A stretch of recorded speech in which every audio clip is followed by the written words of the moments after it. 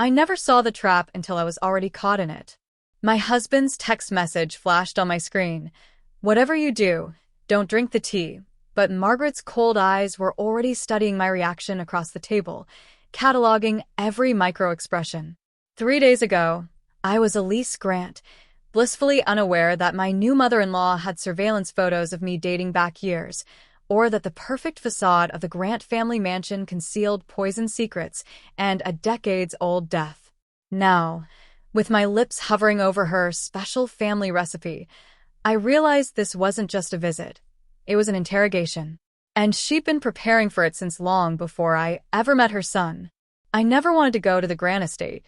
The way Caleb avoided talking about his family, especially his mother, should have been warning enough. But when he received that call about a family health issue, the worry in his eyes made me push aside my reservations. "Are you sure we need to go?" I asked, folding a sweater into my overnight bag. "You haven't spoken to your mother in what, 3 years?" Caleb ran his fingers through his hair, a nervous habit I'd come to recognize during our 2 years together. "It's complicated, Elise. I wouldn't ask if it wasn't important." That was all he would say. My husband of 8 months, usually an open book, had become a locked vault when it came to the Grants. I knew the basics. Wealthy family, controlling mother, estranged relationship. The specifics remained a mystery he guarded carefully. As our car wound through the tree-lined drive in upstate New York, the Grant family estate came into view. My breath caught in my throat. The colonial home stood imposing against the autumn backdrop, every hedge perfectly trimmed, every window gleaming. It wasn't just beautiful, it was immaculate. Almost unnaturally so. "You grew up here?" I whispered, unable to imagine my down-to-earth husband in such pristine surroundings. Caleb's knuckles whitened on the steering wheel. It wasn't a home. It was a museum where we happened to sleep. Before I could ask more, the front door opened. A woman in her early 60s stood there, her silver blonde hair swept into an elegant chignon, her posture military straight. Everything about her screamed perfection, from her pearl earrings to her tailored beige dress. This had to be Margaret Grant. "Caleb, darling." Her voice was honey poured over ice. She embraced him stiffly, then turned her gaze to me. "And this must be Elise. So glad you finally brought her." The way she said it, like I was a homework assignment Caleb had delayed completing, made my skin crawl. Her eyes moved over me methodically, assessing my simple blue dress and minimal jewelry. I suddenly felt underdressed and inadequate. "Mrs. Grant," I extended my hand. "Thank you for having us." "Margaret, please." Her smile didn't reach her eyes. "We're family now, aren't we?" As a house staff member took our bags, I whispered to Caleb, "What did she mean? Finally brought her." He avoided my gaze. "She has a way of making everything sound loaded. Ignore it." We were shown to our room, Caleb's childhood bedroom, now converted to a guest suite. Everything felt staged, like a hotel room rather than a place someone once lived. No photographs, no mementos. Nothing personal remained. "You okay?" I asked, noticing how Caleb stood rigidly by the window. "Just remembering." He didn't elaborate. At dinner that evening, I met Daniel, Caleb's older brother. Where Caleb was reserved and thoughtful, Daniel was all charm and confidence. He greeted me with a wide smile and a firm handshake, but something in his eyes made me uneasy, a calculation that matched his mother's. "So the little brother finally brings his bride home," Daniel said, raising his wine glass. "To new family members." Margaret nodded approvingly at her eldest son before turning her attention to me. "Tell me, Elise, what exactly does your family do?" Caleb's been surprisingly vague. And so it began. Throughout the meal, Margaret peppered me with questions that felt less like conversation and more like an interrogation. "Your parents are both gone, correct?" No siblings. She took a delicate bite of salmon. "Yes, my mother died when I was young. My father passed while I was in college." "How sad." "Any extended family?" "Just an aunt in Seattle. We're not close." "And you work in graphic design, was it?" "I'm an art therapist, actually." Margaret's eyebrow arched slightly. "How creative." The questions became increasingly personal. "My financial situation. My health history. whether Caleb and I plan to have children soon. Each time I answered, I felt like I was giving away pieces of myself that Margaret was collecting for some unknown purpose. Caleb tried to deflect several times, but Margaret easily steered the conversation back to me. Daniel watched with amusement, occasionally throwing in a question of his own. Do you believe in family legacy, Elise? Daniel asked suddenly. The Grant name means something in certain circles. I believe in making your own path, I replied carefully. Margaret's smile tightened. How modern of you. After dinner, I excused myself to use the restroom. As I walked back toward the dining room, I heard raised voices coming from Margaret's study. I paused, knowing I shouldn't eavesdrop, but unable to move away. Already told you. I'm not doing this, Caleb's voice, tight with anger. You owe this family, Caleb. You owe me. Margaret's voice was lower but razor-sharp. I don't owe you anything. That debt was paid. Was it? Daniel disagrees. Of course he does.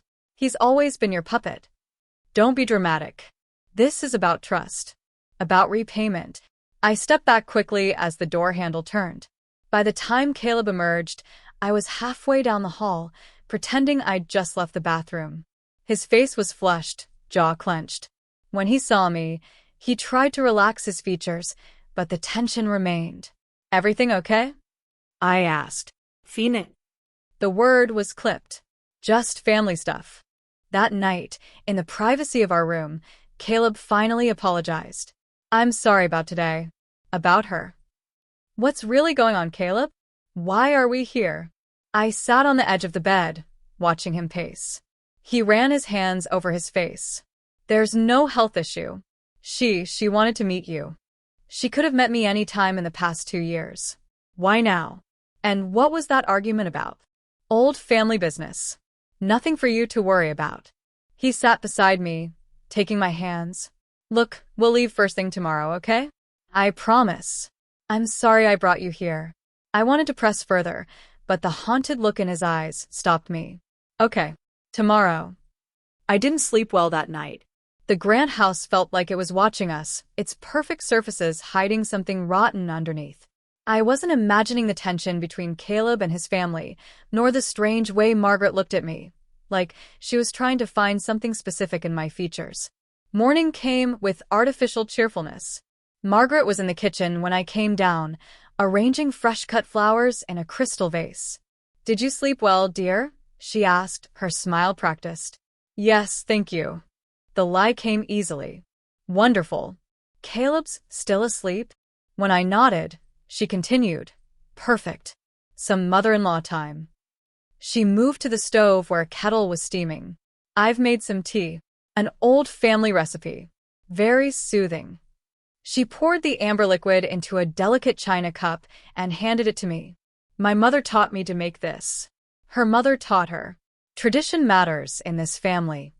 I accepted the cup politely. It smells lovely. The secret is in the blend of herbs. Margaret watched me intently. Some say it's almost medicinal in its effects. Something in her tone made my stomach tighten, but I smiled and thanked her. I brought the cup to my lips, the steam warming my face.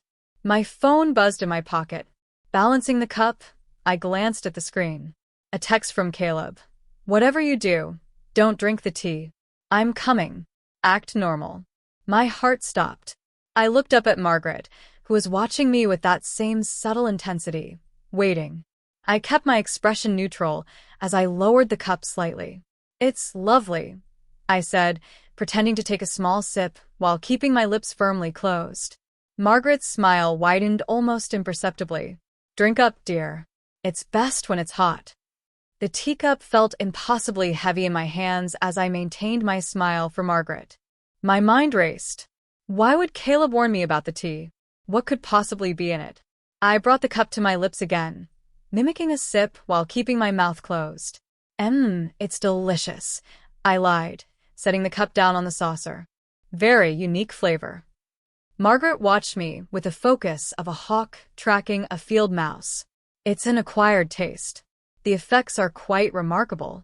Before I could respond, Caleb appeared in the doorway, his hair still mussed from sleep. His eyes immediately went to the teacup in front of me. "Morning," he said, too brightly. "Ready to hit the road, Elise?" Margaret's smile dimmed slightly. "So soon? I thought we'd have the whole day together. I rarely get to see my son and his new wife." "Work emergency," Caleb said smoothly, though I could see the tension in his shoulders. "Can't be helped. At least have some tea before you go," Margaret offered, reaching for another cup. "We really should get on the road," Caleb insisted, placing his hand on my shoulder. "Traffic." I stood, grateful for the excuse to leave the tea behind. "Thank you for your hospitality, Margaret." She nodded, her eyes flickering between us. "Next time, you'll have to stay longer. We have so much more to discuss." The moment we were upstairs in our room, I turned to Caleb. "What was in that tea?" He was already pulling our bags from the closet. "We need to leave tonight. Please trust me." "Tonight? You just told your mother we're leaving now." "I know, but we need to keep up appearances for a few more hours." He lowered his voice. "Just don't eat or drink anything else she offers you." "Caleb, you're scaring me. What's going on?" He paused, his expression torn between fear and guilt. "The less you know, the safer you'll be." I grabbed his arm. "That's not good enough. If I'm in danger, I deserve to know why." "You're not in danger," he said quickly. "Too quickly. Not if we leave tonight. Trust me, Elise." But I couldn't shake the feeling that I was missing something critical. Was I being paranoid, or was there something genuinely sinister happening in this pristine house? While Caleb was cornered by Daniel for a brotherly chat that afternoon, I took the opportunity to explore. The house was massive, with corridors that seemed designed to confuse visitors. Most doors were unlocked, guest rooms, sitting rooms, a library, all impeccably decorated but feeling unlived in. In the east wing, I found a locked door. Something about it drew me, perhaps the fact that it was the only door I'd encountered that was secured. I tried the handle again, confirming it was locked, then glanced down the hallway. Empty. On a hunch, I checked the decorative vase on a nearby console table. Under the dried flowers, I found a small key. It fit perfectly. Inside was what appeared to be Margaret's private study. Unlike the rest of the house, this room felt used. Papers were stacked on the desk, books lined the shelves, and a laptop sat open though powered down. Against one wall stood a filing cabinet. The bottom drawer was locked, but the others opened easily. I rifled through them quickly, heart pounding, until a label caught my eye. Elise Carter. My maiden name. On a file in my mother-in-law's cabinet. I pulled it out with trembling hands. Inside were photographs, dozens of them. Me leaving my apartment building. Me at work with my therapy clients. Me having coffee with friends. The timestamps made my blood run cold. Some were from 6 months ago, long before Caleb and I were married. Others were from over a year ago, when we'd just started dating. I had been watched, followed, investigated. One photo showed me entering my office building, date stamped from 18 months ago. Attached was a note in elegant handwriting. Subject continues employment at Greenwood Center. No connection found to Target yet. Target? What Target? Footsteps in the hallway sent me scrambling. I quickly replaced the file, closed the drawer, and slipped out of the room, locking it behind me. I barely made it around the corner before Margaret appeared, carrying a stack of books. "Elise? Are you lost, dear?" Her voice was pleasant, but her eyes were sharp. "Just exploring," I said, forcing a smile. "It's a beautiful home." "Yes, we're very fortunate." She tilted her head slightly. "Some areas are private, of course. Family matters." "Of course," I echoed. I was just heading back to find Caleb. That evening, after an excruciatingly tense dinner where I picked at my food but didn't eat, I confronted Caleb in our room. "I found a file with my name on it in your mother's study," I said without preamble. "She's been having me followed for at least a year and a half." "Why?" Caleb's face paled. "You went into her study?" "Elise, that's..." "Don't you dare make this about me snooping." I cut him off. "Explain." Now. He sank onto the bed, shoulders slumped. She had you investigated before we got engaged. Why? And how did you know about this? I found out recently. That's why I've been acting strange. He looked up at me, his eyes pleading. I was going to tell you, but I wanted to get you away from here first. Tell me what exactly? He took a deep breath. My father died under suspicious circumstances years ago. Officially, it was ruled a heart attack, but Margaret never believed that. What does that have to do with me? Margaret has this theory. He hesitated.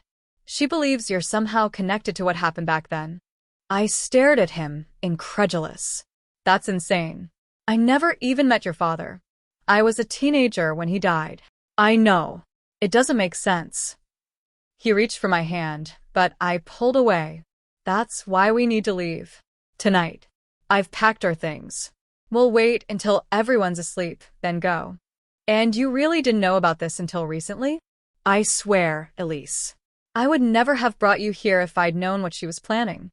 I wanted to believe him.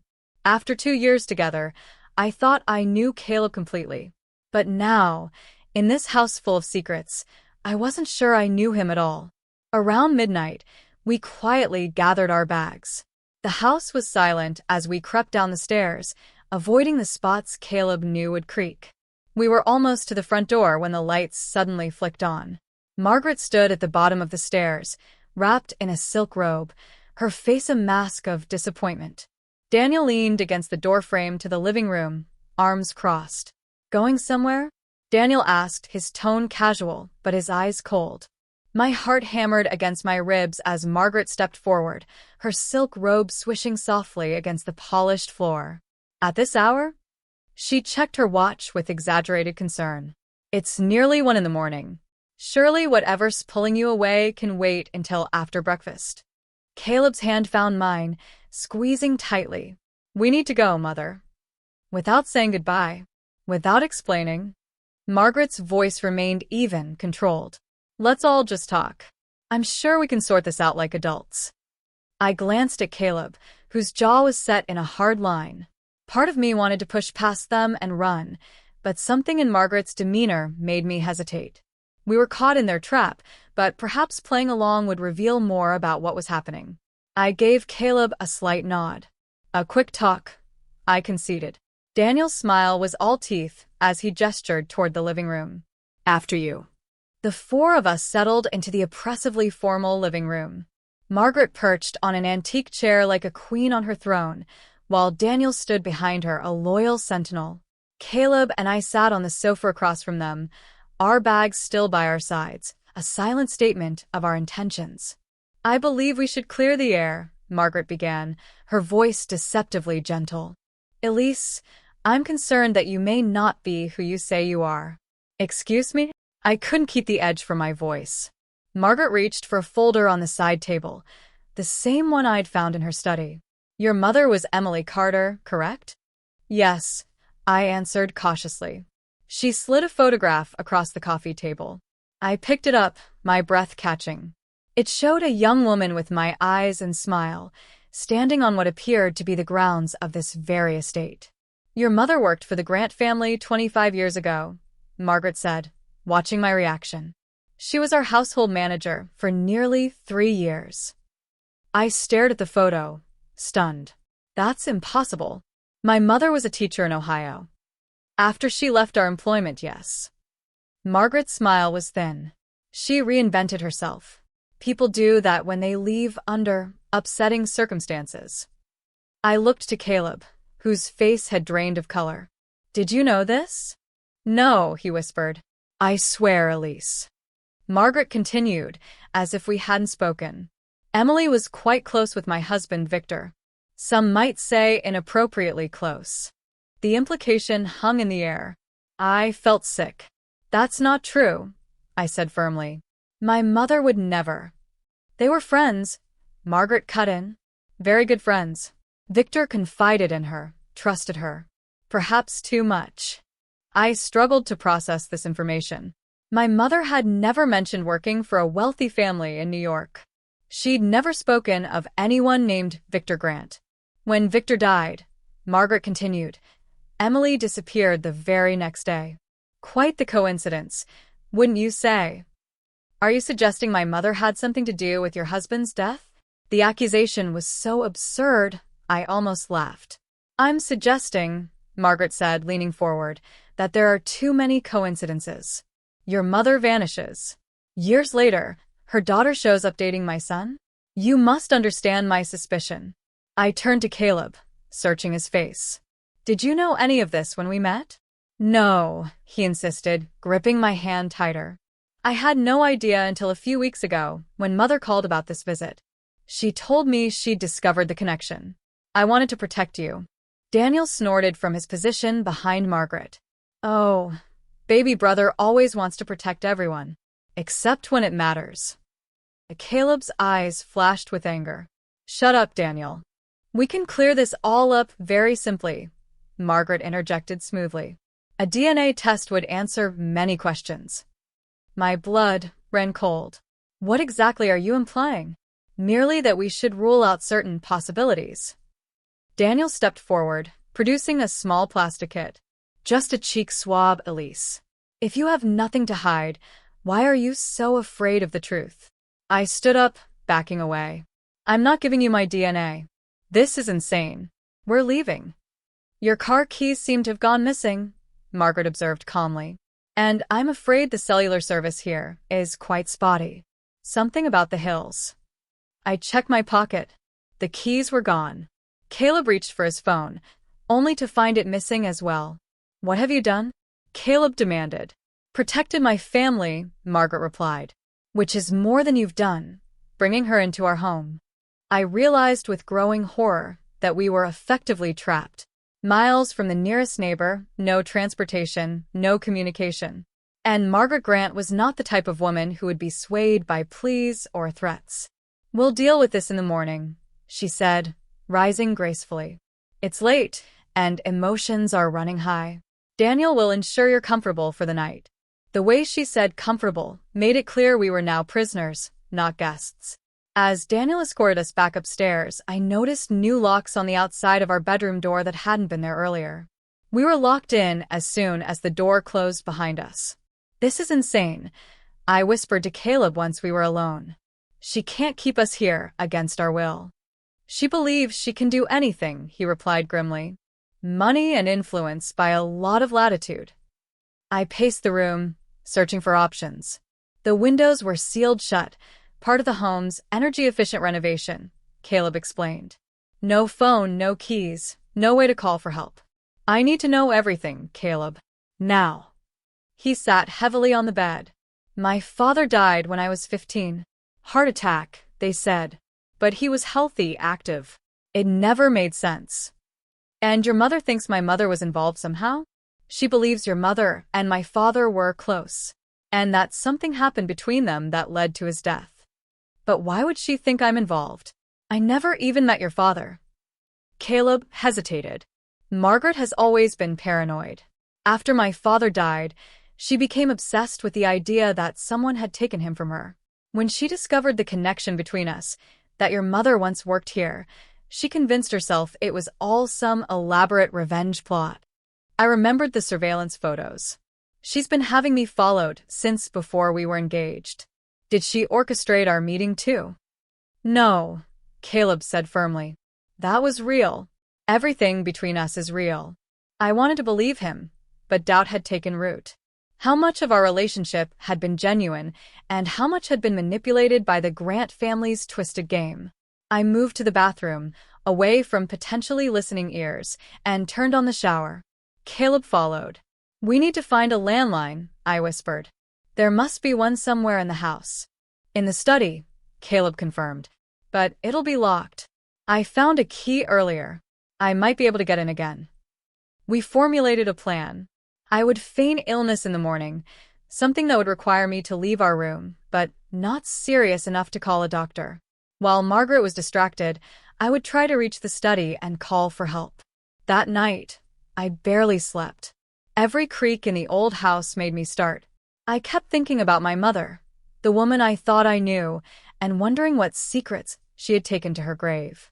In the darkness, I took a small notepad from my purse and wrote a hurried note explaining our situation, with the address of the Grant estate and a plea for help.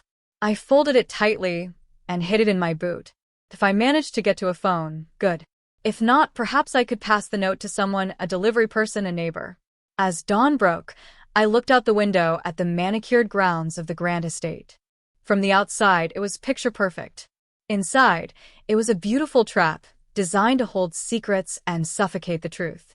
I turned to Caleb, who was watching me with worried eyes. "Whatever happens," I said quietly, "don't let her separate us." He nodded, taking my hand. "I won't." But as the lock clicked open from the outside, I couldn't shake the feeling that we were already separated by secrets, by history, by the toxic legacy of the Grant family. And I was about to discover just how deep that legacy ran. Morning arrived with artificial cheerfulness. Sunlight streamed through the windows, creating pools of golden light on the hardwood floors. It was the kind of perfect day that made the previous night's events seem like a bad dream, except for the distinct click of the lock being turned from the outside. Daniel opened our door with a smile that didn't reach his eyes. "Breakfast is ready. Mother expects you both downstairs in 15 minutes. I nodded, keeping my expression neutral even as my mind raced through our options. The moment Daniel left, I turned to Caleb. "I need to get to that phone," I whispered. "Be careful," he murmured, squeezing my hand. "She's watching everything." Downstairs, Margaret presided over breakfast like a queen at court. Everything was immaculate: fresh squeezed orange juice, perfectly poached eggs, warm bread that filled the dining room with a homey scent that felt perversely out of place given our situation. "Sleep well?" Margaret inquired, her voice honeyed. "As well as can be expected when locked in," I replied, watching her reaction. She didn't flinch. "A security measure. This house contains many valuables." I didn't touch my food, remembering Caleb's warning about the tea. Margaret noticed, but didn't comment, simply sipping her own tea with practiced elegance. "Daniel," I said suddenly, turning to Caleb's brother, "your mother seems concerned about your father's death. Did she ever mention to you that she suspected anyone specific?" Daniel's fork paused halfway to his mouth. "Mother has many theories." "Including about you?" I asked innocently. Margaret's teacup clinked sharply against its saucer. "Elise, this is hardly breakfast conversation." But I'd seen it, the flicker of uncertainty in Daniel's eyes. A hairline crack in the family façade. "It's just that Caleb mentioned something about suspicions," I continued, ignoring Margaret's warning glare. "About certain family members being involved. I thought you might know more." Daniel laughed, but it sounded hollow. "Is that what he told you?" "Among other things," I said vaguely, letting his imagination fill in the blanks. Margaret cut in smoothly. "Daniel has always been loyal to this family, unlike some."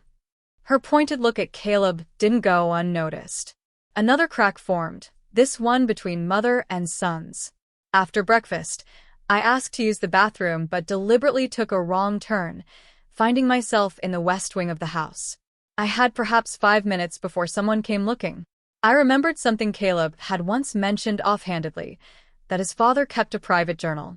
Victor Grant had been a meticulous man who documented everything, from business dealings to personal reflections. If that journal still existed somewhere in this house, it might contain answers. The library seemed the most logical place to start. The room was impressive, 2 stories of books lining the walls, with a rolling ladder to reach the highest shelves. Where would a man hide his most private thoughts in a house run by a controlling wife? I scanned the room quickly, looking for anything out of place. Nothing obvious stood out. Then I noticed a section of books that seemed dustier than the rest, classics that looked untouched for years. Behind The Count of Monte Cristo was a small lever. When pulled, it revealed a hidden drawer built into the bookcase. Inside lay a leather-bound journal, its pages yellowed with age. The initials VG were embossed on the cover. With trembling hands, I opened it to the final entries. March 15th. M continues with a T. Claims it's for my heart, but I've never felt worse. When I don't drink it, I feel clearer. When I do, the fog returns. I've been secretly testing it. The results are concerning. March 20th. Spoke with Emily today. She agrees something isn't right. Suggested I document everything, keep evidence. Trust no one in this house except her. March 23rd. Found him going through my office again. When confronted, she claimed she was looking for insurance papers. The safe hasn't been touched. What is she searching for? March 25th. Emily says I should leave, just for a while. Clear my head away from here. Em would never allow it. The boys are too under her influence to help. I fear what might happen if. The entry ended abruptly. According to the coroner's report Caleb had mentioned, Victor Grant died on March 26th. I quickly took photos of several pages with my phone, then carefully replaced the journal. As I closed the hidden drawer, I heard footsteps approaching. There you are. Daniel stood in the doorway, arms crossed. Mother was concerned you'd gotten lost. Just admiring the collection, I said, gesturing to the books. Your father had excellent taste. Daniel's eyes narrowed slightly. You seem very interested in my father for someone who never met him. I'm interested in the truth, I replied. Aren't you? A muscle in his jaw twitched. The truth isn't always what we want it to be. Is that what your mother told you? When your father died, so suddenly? His composure slipped for just a moment. You don't know what you're talking about. I know more than you think, I said, taking a calculated risk. I know your mother suspects you had something to do with your father's death. Daniel laughed, but there was no humor in it. Is that what this is? You're trying to turn me against her. I'm just repeating what she said. Another lie, but one that might create the distraction we needed. She's never trusted you, has she? Always favored Caleb, despite his rebellion. Why do you think that is? You're playing a dangerous game, Daniel warned, but doubt had crept into his expression. Am I? Or is she? I moved toward the door. Maybe you should ask yourself why she's so desperate to keep certain secrets buried. I brushed past him, heart pounding. The seeds of doubt had been planted. Now I needed to find Caleb and share what I discovered. I found him in the garden with Margaret, engaged in what appeared to be a tense conversation. When he saw me, relief washed over his face. Everything okay? He asked, eyes searching mine. Fine, I replied, giving him a meaningful look. Just getting to know the house better. Margaret's smile was brittle. Daniel found you, I assume? He did. We had an interesting conversation about family loyalty. Something flashed in Margaret's eyes. Concern, perhaps even fear. Good. The cracks were spreading. Throughout the day, I carefully fed Daniel's suspicions whenever Margaret wasn't around. Small comments about his mother's paranoia, questions about why she might have wanted Victor's estate for herself, observations about how much control she exerted over the family fortune.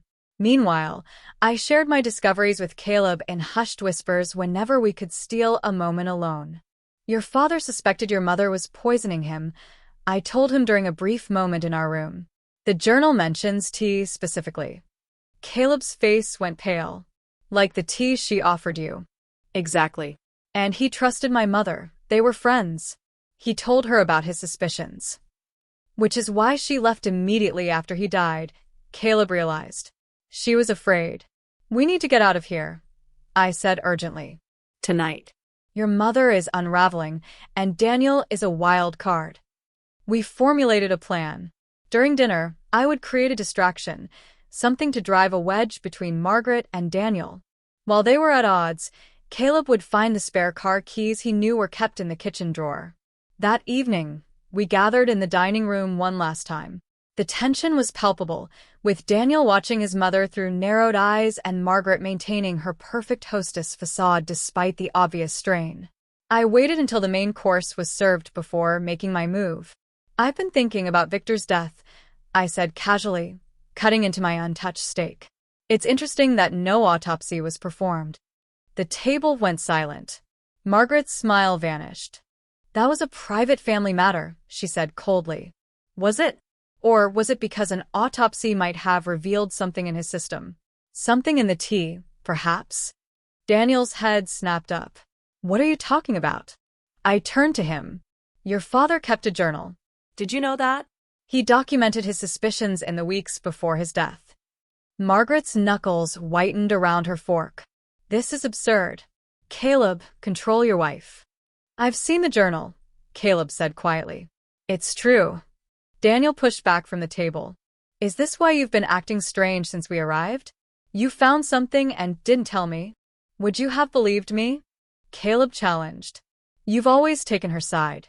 Maybe it's time we stop pretending, Daniel snapped, turning to Margaret. Maybe it's time we admit what this family really is. Margaret's composure finally cracked. You think you're entitled to the truth? You couldn't handle the truth about this family. As their voices rose, I caught Caleb's eye and nodded slightly. While Margaret and Daniel were locked in their increasingly heated argument, he slipped out of the dining room toward the kitchen.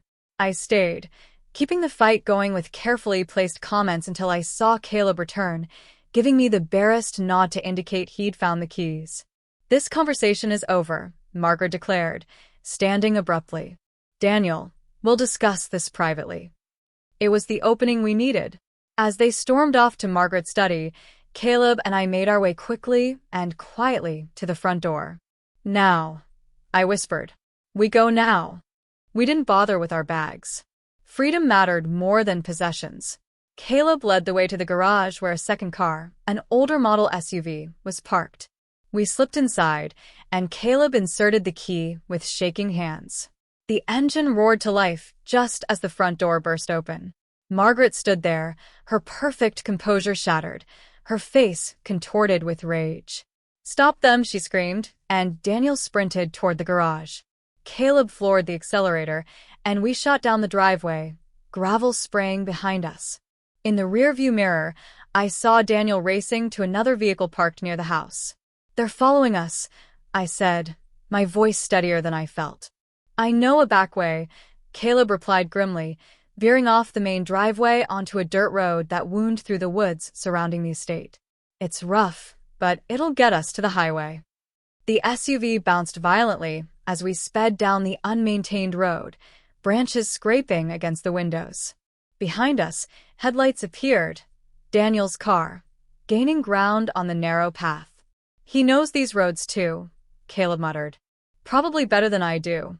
It's been years since I've been back here. I pulled out my phone. I have a signal. It's weak, but...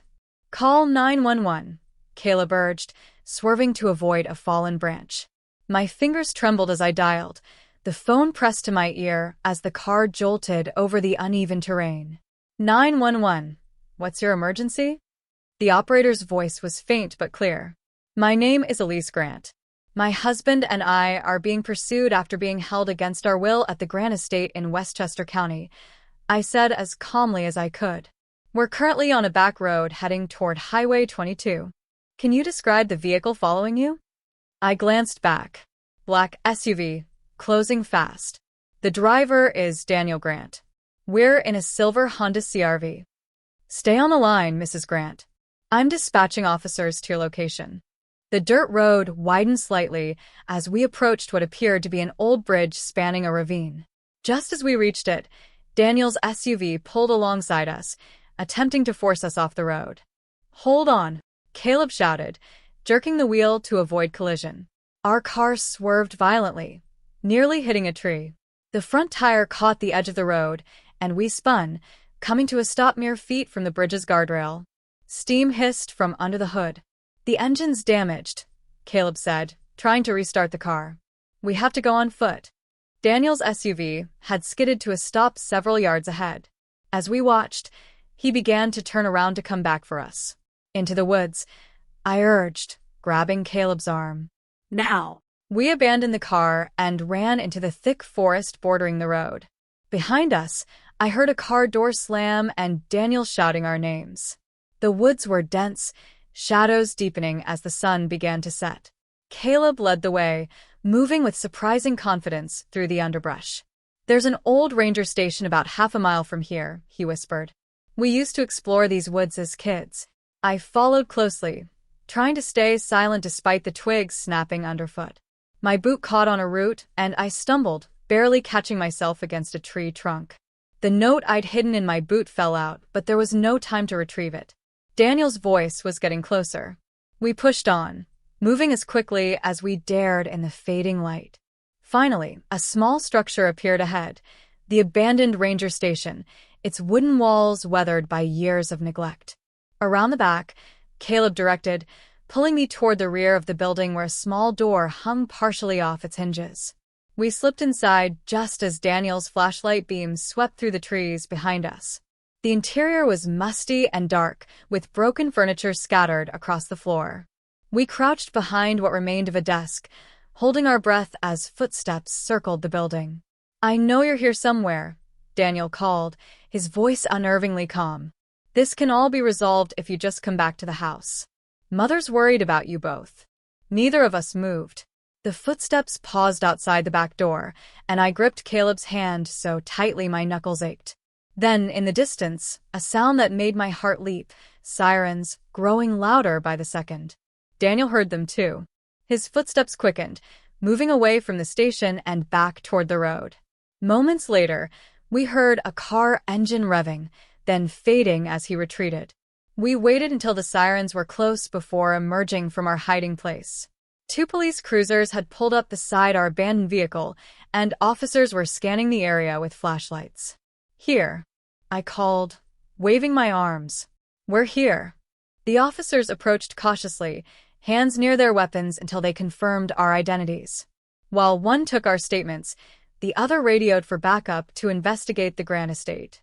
"You're saying this woman, Margaret Grant, held you against your will?" the officer asked, notepad in hand. "Yes," I replied firmly.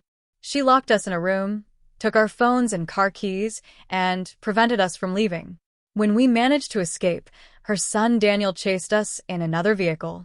"We have evidence," Caleb added.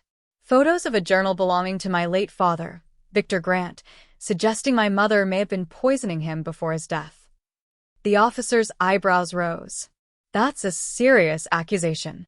"We also have surveillance photos proving Margaret Grant has been having Elise followed for over a year," Caleb continued. "They're in her study at the house." While we gave our statements, additional police cars arrived and headed toward the Grant estate. We were escorted to the station to file a formal report, the adrenaline finally ebbing from my system, leaving me exhausted and shaking. Hours later, we received news that the police had searched the estate. Margaret had denied everything, claiming I was mentally unstable and had imagined the whole scenario. But the evidence didn't lie. The hidden journal was found exactly where I described it, along with the surveillance photos and files bearing my name. Most damning of all was the tea. Analysis would later confirm it contained a potent blend of herbs with sedative and hallucinogenic properties, not lethal in small doses, but capable of causing confusion, suggestibility, and memory loss with prolonged use. Margaret Grant was taken into custody pending further investigation. Daniel had disappeared by the time the police arrived at the estate, his whereabouts unknown. As we sat in the police station, wrapped in scratchy blankets and sipping tasteless coffee, Caleb looked at me with a mixture of guilt and relief. "I'm so sorry," he whispered. "I never should have brought you there." I took his hand. "You couldn't have known how far she would go." But as the night wore on and the reality of what we'd experienced sank in, I couldn't help wondering how much of our relationship had been genuine and how much had been shaped by Margaret Grant's obsession with the past. The woman had been willing to drug me, to trap us, all because of a suspicion about my mother's connection to her husband's death years ago. What other secrets lay buried in the perfect facade of the Grant family legacy? For now, though, we were safe. We had escaped, and that would have to be enough. 6 weeks after our escape from the Grant estate, life had begun to find a new rhythm. We'd moved temporarily to a small apartment in the city, far from the shadows of upstate New York. The legal process against Margaret was moving forward, though slowly. The Grant family's connections ensured every step was contested and delayed. I was sitting at our kitchen table, sorting through mail, when an official-looking envelope caught my attention. The return address showed a law firm I didn't recognize, Whitaker and Associates. "Caleb," I called, slicing the envelope open carefully. "Did you contact another lawyer?" He appeared from the bedroom, brow furrowed. No. "Why?" I pulled out a formal letter on heavy stationery. "It's from someone named James Whitaker. He says he was your father's personal attorney." Caleb sat down heavily across from me. Dad had a separate lawyer from the family firm? I never knew that. We read the letter together. Dear Mrs. Grant, I represent the estate of the late Victor Grant in matters pertaining to his personal affairs, separate from the Grant family holdings. It has come to my attention through recent events that you are the daughter of Emily Carter. This information is relevant to a matter I have been holding in trust for nearly 20 years. Victor Grant left behind an updated will and testament just days before his death. This document was never executed, as Mrs. Margaret Grant presented a different will to the probate court, one that predated the version in my possession. Without evidence of foul play at the time, I was unable to contest the proceedings. The updated will contains a substantial trust fund established for Emily Carter, with explicit instructions that should anything happen to him, she was to be provided for in recognition of her loyalty and friendship during difficult times. As Miss Carter is deceased, you, as her only child, are the legal beneficiary of this trust. Please contact my office at your earliest convenience to discuss this matter further. Sincerely, James Whittaker, ESQ. I stared at the letter, stunned. A trust fund? For my mother? This is why my mother was so obsessed with you, Caleb said quietly. She must have known about this will, or at least suspected its existence. That's why she was so desperate to find a connection between you and my father. But there wasn't one, not the way she imagined, I replied. They were friends. He trusted her. And my mother couldn't accept that, Caleb finished. It had to be something more sinister in her mind. In the days that followed, we met with James Whittaker. The elderly attorney seemed relieved to finally fulfill Victor's wishes after so many years. The trust, with its accumulated interest, was substantial, enough to give us financial independence from the Grant family forever. But money wasn't the only revelation. Whittaker also had letters, written by Victor to my mother but never sent, describing his fears about Margaret's controlling behavior and his concerns for his son's well-being under her influence. She's molding them in her image. One letter read. Daniel embraces it, becoming her perfect soldier. Caleb resists, but the pressure is immense. I fear what will become of my boys if anything happens to me. Caleb read these letters with tears in his eyes, finally understanding his father in a way Margaret had never allowed when Victor was alive. The legal proceedings against Margaret continued. The evidence from Victor's journal, combined with the drug tea and our imprisonment, led to multiple charges. Daniel eventually resurfaced in Europe, cutting a deal with prosecutors to testify against his mother in exchange for immunity. Margaret's perfect façade crumbled under public scrutiny. The Grant family name, once synonymous with old money respectability, became linked to scandal and secrets. For Caleb, it was both painful and liberating to watch the mythology of his family dissolve. I've been carrying this weight my whole life, he confessed one evening as we sat on our new apartment balcony, watching the sunset. Living up to the Grant legacy, running from it, fighting against it. I never knew who I really was apart from it. I took his hand. And now I get to decide. We get to decide. Our relationship had been tested by the ordeal at the estate.